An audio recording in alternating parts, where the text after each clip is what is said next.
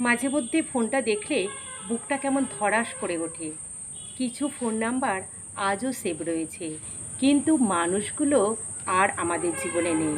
অথচ একটা সময় ওই মানুষগুলোর সাথে সারাটা দিনের সমস্ত মুহূর্তের সমস্ত ভাবনার শেয়ার হতো।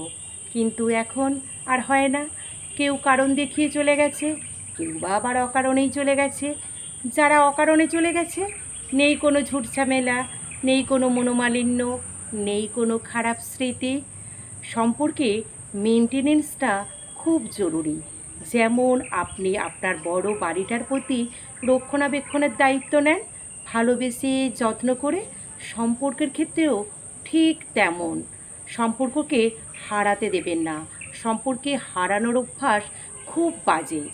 আপনি যার সাথে কোনো দিন ভবিষ্যতে কথা বলবেন না, যদি আপনি দেখতে চান তাহলে চলে যান ডায়াল কলে, গিয়ে দেখুন সেই নাম্বারগুলো আর নেই, যেগুলো আগে ডায়াল কলের প্রথমেই থাকতো।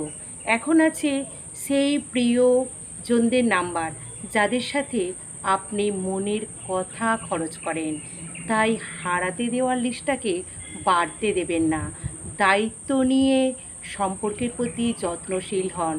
ভবিষ্যতের কথা ভেবে সম্পর্ককে হারানোর অভ্যাস তৈরি করবেন না।